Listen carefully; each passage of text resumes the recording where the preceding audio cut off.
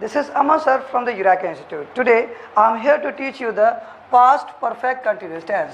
I will teach you this lesson in the Hindi. Just you have to listen me carefully. आज मैं आपको lesson ये हिंदी में पढ़ाने जा रहा हूँ और आज आप पढ़ेंगे past perfect continuous tense. Past perfect continuous tense को सीखने के लिए आपको इस टेंस के हिंदी सिंबल आने चाहिए। इस टेंस के जो हिंदी सिंबल होते हैं रहा था, रही थी, रहे थे।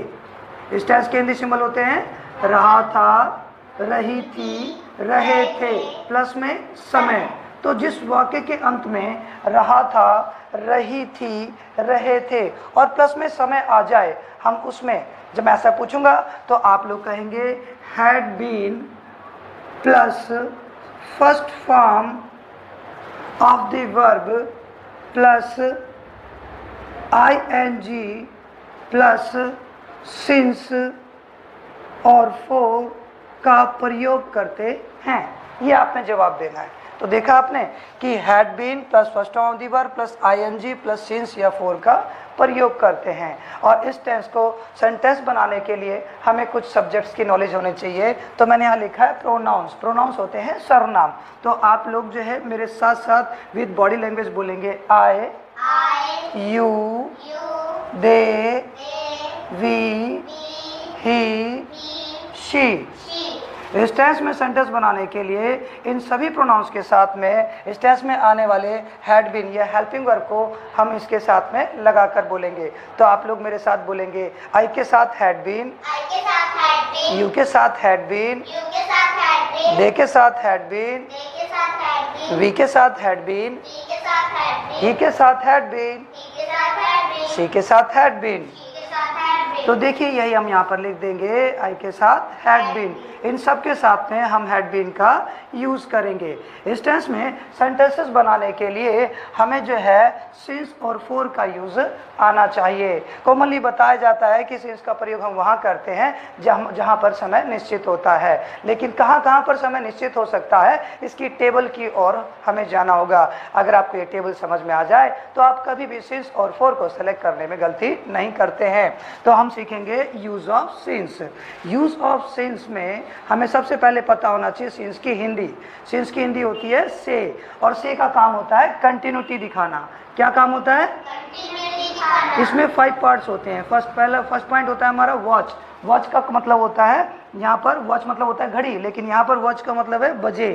क्या मतलब है? बजे, जिसमें हम टाइम देखते हैं 2 बजे हैं, 8 बजे हैं, 7 बजे एग्जैक्टली जब आप टाइम बता पा रहे हैं तो वहाँ पर since 8 o'clock, since 5 o'clock, since और 6 o'clock। अगर मैं 2 घंटे से कहूँ तो 2 घंटे हम घड़ी में नहीं दिखा सकते, इसके लिए 4। इसके बाद यहाँ पर हम जो है दूसरा वर्ड लेंगे कैलेंडर। कैलेंडर तो आप सबके घर में होगा और कैलेंडर में हम 5 चीज़ों के लिए यूज़ करते हैं। कैलेंडर में होता है सबसे पहले ईयर। क्या होता है? ईयर।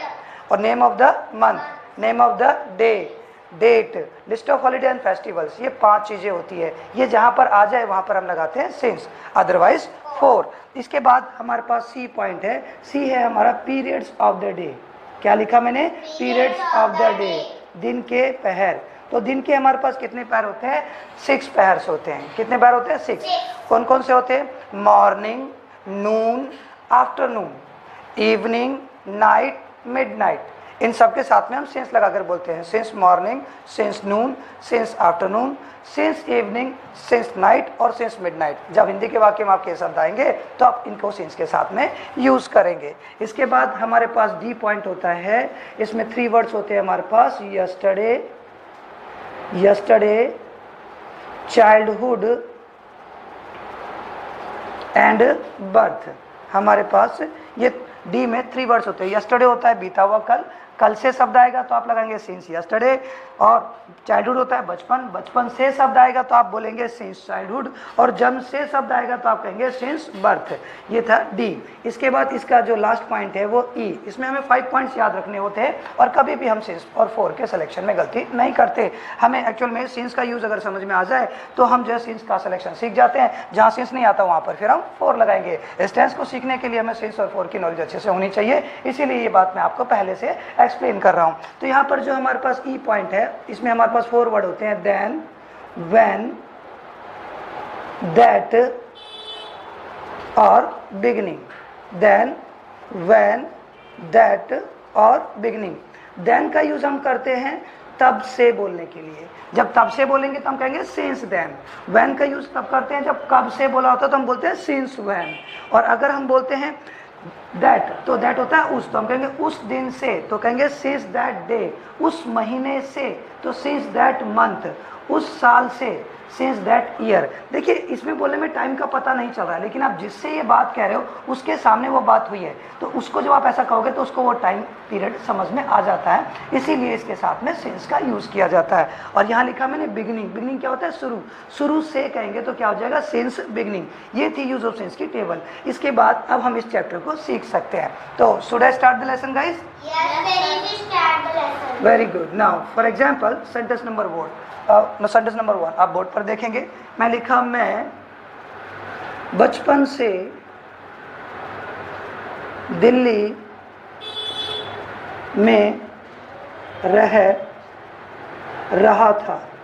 मैं बचपन से दिल्ली में रह रहा था। इस सेंटेंस को ट्रांसलेट करने के लिए हमें रहने की इंग्लिश आनी चाहिए। तो आप लोग मेरे साथ बोलेंगे टू लिव रहना, टू लिव रहना, टू लिव रहना, लिव लिव्ड, लिव्ड।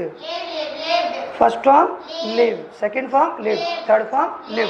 इस वाक्य के अंत में क्या है? रहा था। ओके और टाइम फैक्टर क्या है? बचपन से। बचपन से देखिए हमारी टेबल में कहा ये रहा चाइल्डहुड, तो किस में क्या लगेगा? Since childhood. तो यहाँ पर इस वाक्य के अंदर क्या रहा था और जिसमें समय आया, तो जिस वाक्य के अंत में रहा था, रही थी, रहे थे प्लस में समय आ जाए उसमें हम क्या करते हैं?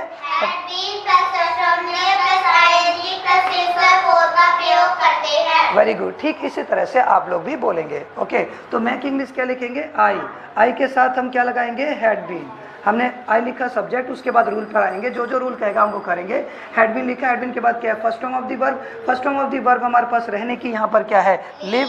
तो हम यहाँ पर लिव लिखेंगे और लिव में first form of the verb के बाद आईएनजी जोड़ना है, इसलिए वहाँ पर हमारा हो जाएगा लिविंग। कहाँ रहने की बात हो रही है? दिल्ली में, तो इन दिल्ली।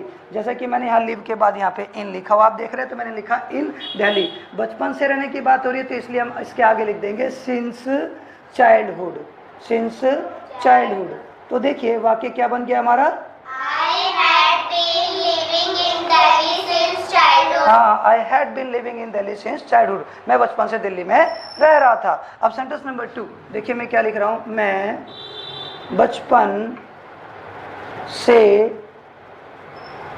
दिल्ली में नहीं रह रहा था।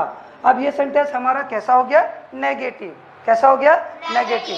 नॉट का प्रयोग कब करते हैं? फर्स्ट हेल्पिंग वर्ब के बाद। इस टेंस में हमारे पास कितने हेल्पिंग वर्ब हैं? 2। कौन कौन से? Had been. और नॉट का प्रयोग हम करते हैं फर्स्ट हेल्पिंग वर्ब के बाद। मैं इंग्लिश लिखेंगे आई और फर्स्ट हेल्पिंग वर्ब हमारे पास क्या है? हैड। हैड क्या हमारा? First helping verb. और नॉट हमेशा तो नॉट इसके बाद लगा देंगे। इसके बाद सेकंड हेल्पिंग वर्ब हमारे पास क्या है? बीन। और बीन के बाद क्या लगाएंगे? उसमें क्या जोड़ेंगे? लिविंग हो गया। कहाँ रहने की बात हो रही है? इन दिल्ली। तो हम लिख देंगे यहाँ पर दिल्ली में को इन दिल्ली। इसके बाद कब से रहने की बात हो रही है? बचपन से। बचपन से वो क्या लिखेंगे? Since childhood. तो हमने यहाँ आगे लिख दिया सिंस चाइल्डहुड। तो ये हमारा पूरा वाक्य क्या बन गया? बोलेंगे हाँ, I had not been living in Delhi since childhood. मैं बचपन से दिल्ली में नहीं रह रहा था। सेंटेंस नंबर 3 अगर मैंने कहा क्या मैं बचपन से दिल्ली में नहीं रह रहा था। क्या मैं बचपन से दिल्ली में नहीं रह रहा था? अब ये सेंटेंस कैसा हो गया? इंटेरोगेटिव। सेंटेंस इंटेरोगेटिव हो तो उसमें इंटेरोगेशन का मार्क लगाते हैं। और क्वेश्चन किससे बना हमारा? क्या से। किससे बना? क्या से। तो आप भी बोलिए क्या से। तो जिस सबसे क्वेश्चन बनता है उस सबको छुपा लो और जो बाकी बच जाए उसकी इंग्लिश बना लो। तो यहाँ पर क्या लिखा है? मैं बचपन से दिल्ली में नहीं रह रहा था। तो सेंटेंस नंबर 3 और सेंटेंस नंबर 2 मैं बचपन से दिल्ली में नहीं रह रहा था, ये एक सेम हो गए। तो इंग्लिश वाइज भी सेम होंगे। तो नंबर 2 पर इंग्लिश क्या लिखी है? एज इट इज ऊपर से हम नीचे यहाँ पर कॉपी कर लेंगे। I had not been living in Delhi, in Delhi, okay, since childhood, okay, since childhood. अब हमने यहाँ से अपना हाथ हटाया तो क्या देखा, क्या, क्या देखा, क्या। तो जब भी क्वेश्चन हमारा क्या से बनता है हम क्या करते हैं, फर्स्ट हेल्पिंग वर्ब को उठा के बाहर ले आते हैं। इस सेंटेंस में फर्स्ट हेल्पिंग वर्ब क्या है, हैड। तो इस हैड को उठाएंगे और उसे बाहर ले जाएंगे। तो इस हैड को उठाया और इस हैड को उठाकर इसे बाहर ले आए। अब इसे उठाया और इसे उठा के बाहर ले आए। तो अब हमारा सेंटेंस क्या बन गया, Had I not been living in Delhi since childhood.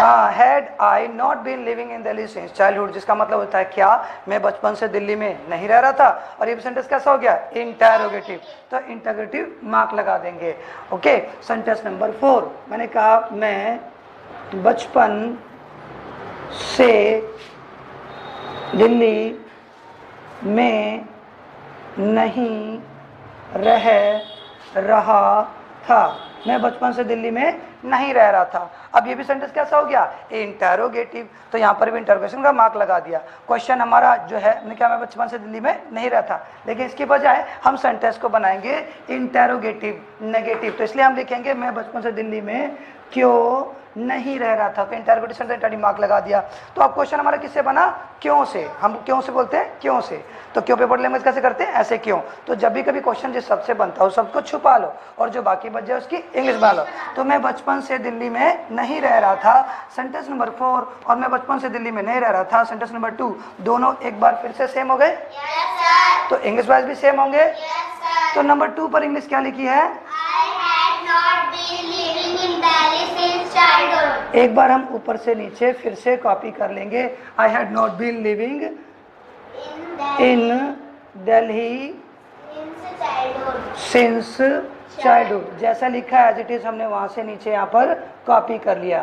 क्या ऊपर ऐसे लिखा है, Yes, sir. तो हमने वहां से यहाँ पर ऐसा लिख लिया। अब हमने यहाँ से हाथ हटाया तो क्या देखा, क्यों, क्या देखा, क्यों। तो जब भी कभी क्वेश्चन बनता है तो हम क्या करते हैं, फर्स्ट हेल्पिंग वर्ब को उठा के बाहर ले आते हैं। इस सेंटेंस में हमारे पास फर्स्ट हेल्पिंग वर्ब क्या है, हैड। इस हैड को उठाएंगे, इस हैड को उठाया और उठा के बाहर ले आए। और उसे भी पहले क्या करते हैं, हाँ, उस सब के अंग्रेजी लिखते हैं जिससे क्वेश्चन बनता है। क्वेश्चन किससे बन रहा है, क्यों से, क्योंकि इंग्लिश हम इससे भी पहले लिख देंगे। तो अब हमारा सेंटेंस क्या बन गया, हाँ, why had I not been living in Delhi since childhood, मैं बचपन से दिल्ली में क्यों नहीं रह रहा था। और ये भी सेंटेंस इंटरोगेटिव है तो इसमें भी इंटरोगेशन का मार्क लगा देंगे। और इंटरोगेटिव सेंटेंस के अंदर डब्ल्यूएच ओनली वर्ड और फर्स्ट हेल्पिंग वर्ब दोनों अगर साथ साथ हैं तो हमारा सेंटेंस सही है, नहीं तो गलत है। जिस तरह के 4 पैटर्न से मैं आपको पिछले अपनी वीडियो में पढ़ाता आया हूँ उसी तरह से ये 4 पैटर्न मैंने पढ़ा है। लेकिन प्रेजेंट परफेक्ट कंटिन्यूअस टेंस आपको याद होगा कि 4 की बजाय मैंने आपको 5 पैटर्न पढ़ाए थे, इसीलिए हम पढ़ रहे हैं आज पास्ट परफेक्ट कंटिन्यूअस टेंस। 4 की बजाय इसमें भी 5 पैटर्न होंगे। तो सेंटेंस नंबर 5 जो हम सीखेंगे, यहाँ पर देखिए सेंटेंस नंबर 5 में क्या लिख रहा हूँ, आप कब से दिल्ली में रह रहे थे। आप कब से दिल्ली में रह रहे थे। जब ये क्वेश्चन पूछा तभी तो ये आंसर आया, मैं बचपन से दिल्ली में रह रहा था। तो इसका क्वेश्चन क्या है वो मैं सिखा रहा हूँ आपको। आप कब से दिल्ली में रह रहे थे, और ये सेंटेंस कैसा हो गया, इंटरोगेटिव। तो इसलिए यहाँ पे इंटरोगेटिव मार्क लगा दिया। क्वेश्चन हमारा किससे बना, कब से, किससे बना, कब से। तो जिस शब्द से क्वेश्चन बने उस शब्द को छुपा लो और जो बाकी बच जाए उसकी इंग्लिश बना लो। आप दिल्ली में रह रहे थे, तो हम आपकी इंग्लिश क्या लिखेंगे, यू, और यू के साथ में हम क्या लगाते हैं, हैड बीन। तो हमारा क्वेश्चन है तो हम लिखेंगे हैड बीन। हैड बीन के बाद क्या लगाना है, फर्स्ट ऑन दी वर्ब। तो रहने की फर्स्ट ऑन दी वर्ब क्या है हमारे पास, लिव। उसमें क्या जोड़ेंगे, लिव। तो क्या हो जाएगा, लिविंग। कहाँ रहने की बात हो रही है, इन दिल्ली। तो यहाँ पर लिख दिया इन दिल्ली। तो सेंटेंस बना, you had been living in Delhi. आप कब से दिल्ली में आप दिल्ली में रह रहे थे। तो you had been living in Delhi. लेकिन अब हमने यहाँ से हाथ हटाया तो क्या देखा, कब से। तो जब भी कभी क्वेश्चन बनता है हम क्या करते हैं, इसमें फर्स्ट हेल्पिंग वर्ब क्या है हमारे पास, हैड। इस हेड को उठाया और उसे उठाकर बाहर ले आए। अब हमने हेड को उठाया, उठाकर बाहर ले आए। और उससे भी पहले क्या करते हैं, क्वेश्चन किससे बन रहा है हमारा, कब से। कब से को हम इंग्लिश में कहते हैं, देखिए हमारे सिंस की टेबल में व्हेन, ये कब है, इसके साथ में से लगा देंगे तो ये हो जाएगा सिंस व्हेन। और हम इस सेंटेंस में देखिए क्या लिखा है, कब से। तो हमें आगे क्या लिखना होगा यहाँ पर, सिंस व्हेन। यहाँ लिख दिया सिंस व्हेन। तो अब हमारा सेंटेंस ये क्या बन गया, since when had you been living in Delhi. आप कब से दिल्ली में रह रहे थे। और ये भी सेंटेंस इंटरोगेटिव है, तो यहाँ भी इंटरोगेटिव का मार्क लगा दिया। और इंटरोगेटिव सेंटेंस में यहाँ पर हमने जो है WH वर्ड लगाया और उसके साथ में फर्स्ट हेल्पिंग वर्ब लगाया। अगर ये दोनों साथ है तो हमारा सेंटेंस सही है, जैसा कि पीछे मैंने अभी सेंटेंस नंबर 4 पे भी कहा था। इस 5 पैटर्न को फॉलो करते हुए अगर आप सेंटेंस को बनाते हैं तो पास्ट परफेक्ट कंटिन्यूअस टेंस सीखना आपके लिए बहुत आसान है। और ये पॉजिटिव, ये नेगेटिव, ये इंटरोगेटिव नेगेटिव, जब सेंटेंस में क्या शब्द आता है तो उस सेंटेंस के आने वाले फर्स्ट हेल्पिंग वर्ब को बाहर कर देते हैं। लेकिन जब WH वर्ड भी अगर बीच में हो तो हम फर्स्ट हेल्पिंग वर्ब को उठा के लाते हैं बाहर, लेकिन उससे पहले भी हम जो उस शब्द के लिए लिखते हैं जिससे क्वेश्चन बनता है, उससे पहले लिख दिया, उसे हम WH वर्ड भी कहते हैं। तो यहाँ पर लिखा है मैंने, since when had you been living in Delhi, आप कब से दिल्ली में रह रहे थे। अब सेंटेंस नंबर 6 अगर मैं लिखूं, तुम तब से चाय पी रहे थे। तुम तब से चाय पी रहे थे। इस सेंटेंस को ट्रांसलेट करने के लिए हमें चाय पीने की इंग्लिश आनी चाहिए।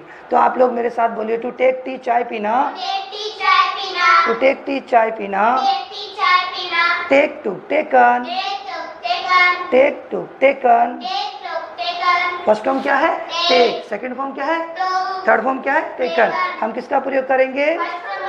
इस वाक्य के अंत में क्या? रहे थे। और टाइम फैक्टर क्या है? तब से। तो जब किसी वाक्य के अंत में रहा था, रही थी, रहे थे प्लस में समय आ जाए तो हम उसमें क्या लगाते हैं?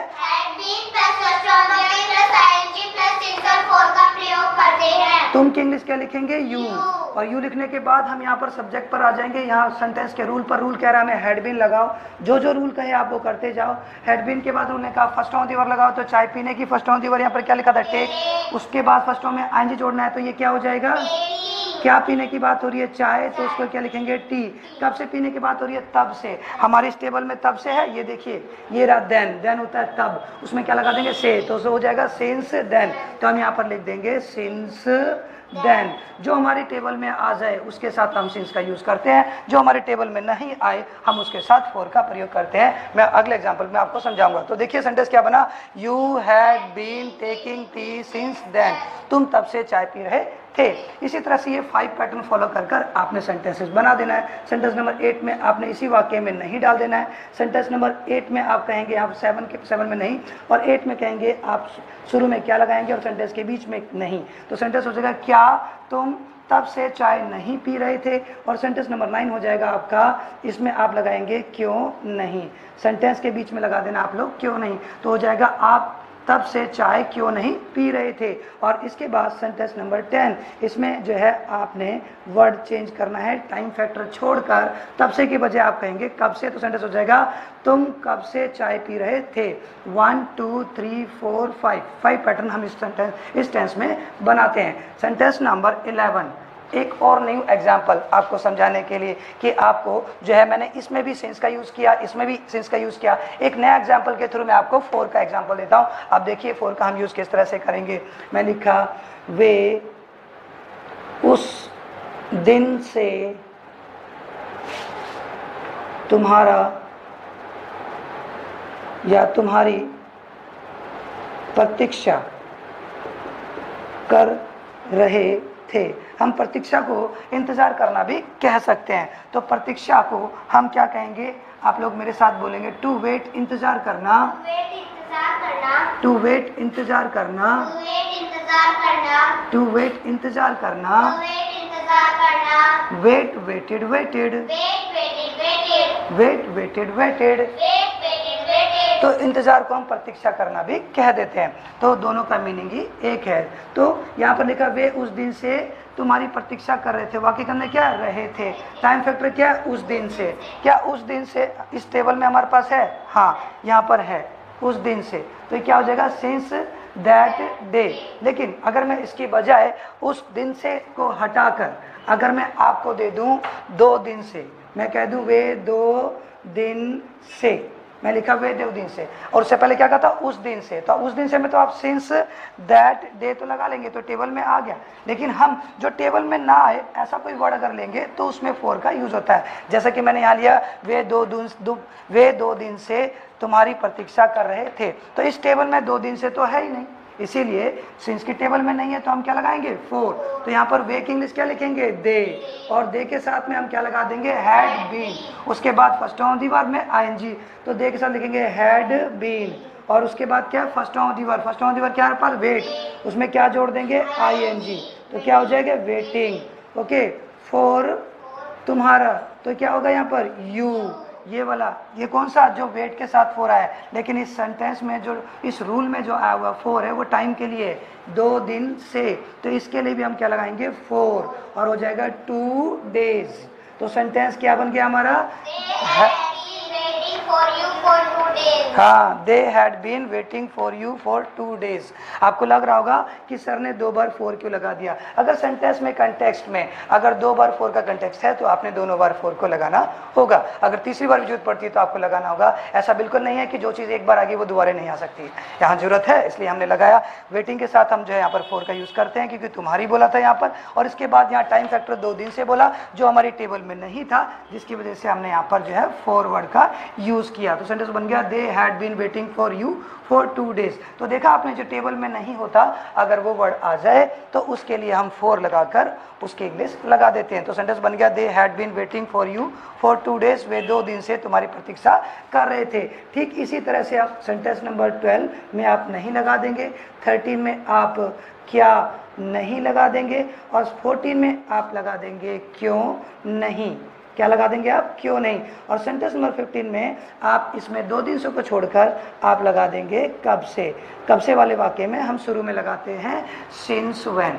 तो ये था आज का चैप्टर, ये है हमारा पास्ट परफेक्ट कंटिन्यूअस टेंस। क्या आपको पास्ट परफेक्ट कंटिन्यूअस टेंस समझ आया? क्या आपको मेरे पढ़ाने का तरीका समझ आ रहा है? अगर आपको मेरे पढ़ाने का तरीका पसंद आ रहा है तो प्लीज़ आप मेरे वीडियो को लाइक करेंगे और शेयर करेंगे।